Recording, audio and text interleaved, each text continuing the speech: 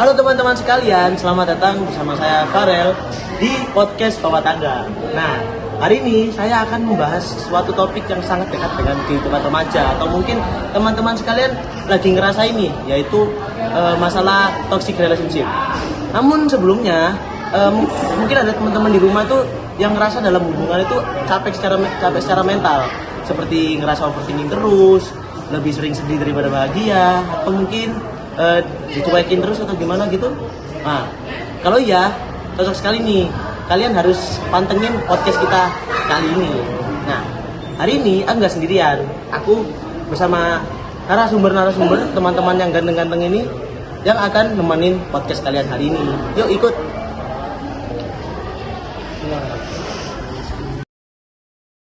Nah, sekarang kita udah sama kakak-kakak yang ganteng-ganteng yang akan nemenin podcast kalian sampai akhir nih. Ada siapa di sini? Hai, saya Adis. Saya senang banget ada di sini. Kak? Saya Dipo karena ya suka banget lah sama podcast gini. Saya Kak Fian. Saya di sini karena suka banget podcast. Saya jadi salah satu narasumber di sini. Oke, jadi dari awal sampai akhir kita akan ditemenin oleh para kakak-kakak yang ganteng ini. Oke, stay tune ya. Nah, sebelum itu aku mau tanya nih ke kakak-kakak di sampingku tentang apa itu toxic relationship. Nah, Kak, toxic relationship itu sebenarnya yang kayak gimana ya? Jadi secara umum toxic relationship itu hubungan yang tidak sehat, di mana salah satu atau kedua belah pihak saling menyakiti, terutama secara emosional maupun mental. Benar banget, apalagi hubungan seperti ini merasa tertekan, kehilangan jati diri, seperti itu. Jati dirinya hilang. Kehilangan jati diri itu maksudnya seperti apa? Seperti kehilangan diri sendiri, tidak bisa mengenali masalah dan juga berubah sifatnya demi pasangan. Nah, yang kebanyakan terjadi sekarang itu mereka tidak sadar bahwa hubungan yang mereka jalani itu merupakan hubungan yang tidak sehat, yaitu toxic relationship. Nah, berarti toxic relationship ini bukan sekedar cuma pertengkaran dalam suatu hubungan aja ya? Betul banget, berantem dalam sebuah hubungan itu wajar banget. Tapi kalau pola menyakitinya terus berulang dan nggak ada solusi, itu yang masalah. Sekarang kita masuk ke bagian yang sangat penting. Nah, menurut kakak-kakak di sini, hubungan yang sudah mulai toksik itu seperti apa? Nah, Tanda-tandanya. aku tahu. Nah, yang pertama itu adanya sikap terlalu mengontrol. Jadi pasangan itu ingin tahu dia di mana, terus sama siapa, dan terlalu membatasi pergaulannya. Kedua, saling merendahkan. Nah, saling merendahkan ini dapat berupa candaan yang sebenarnya menyakitkan atau kritik yang dilakukan secara terus-menerus. Yang ketiga, komunikasi yang tidak baik.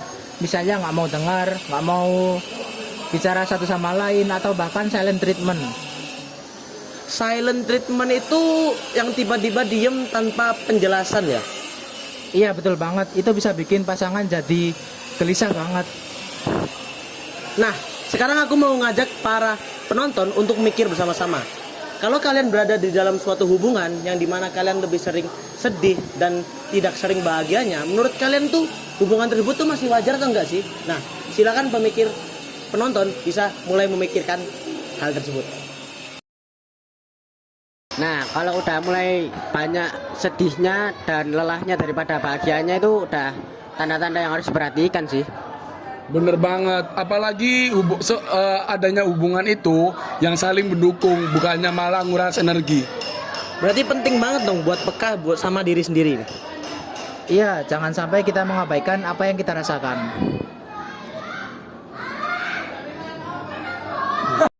Nah, sekarang aku mau tanya nih, kalau misalnya hubungan toksik ini dilanjutin dalam suatu hubungan tuh dampaknya jadi seperti apa ya?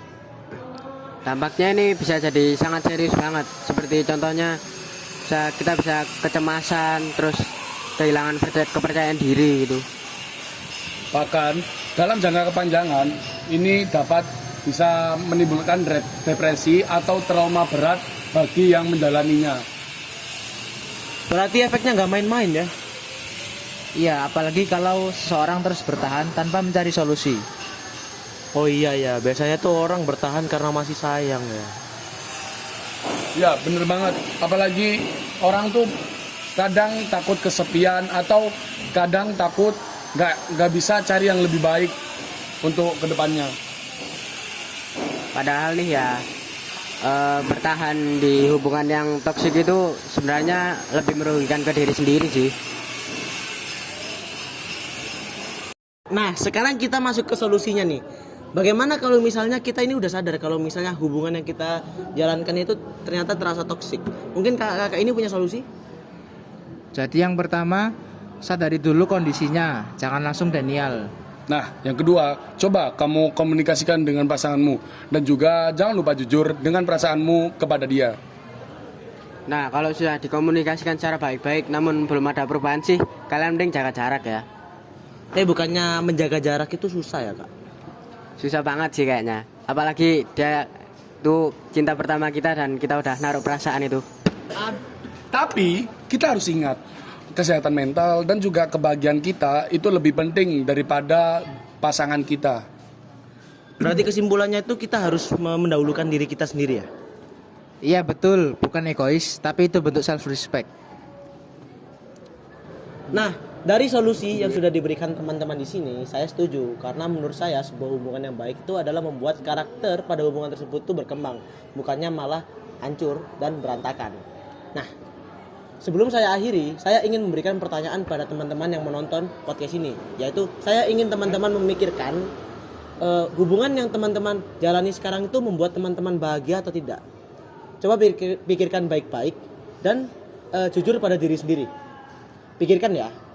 Nah, saya mau mengucapkan terima kasih pada teman-teman di sini karena sudah mau meluangkan waktunya untuk mengisi podcast pada hari ini. Nah, makasih ya. Ya, sama-sama. Wah, sama-sama Mas. Udah Makasih juga akhirnya. ya. Terima kasih udah mengundang kita di sini ya. Siap. Nah, sampai jumpa di podcast-podcast seru lainnya. Pantengin kita ya. Bye-bye.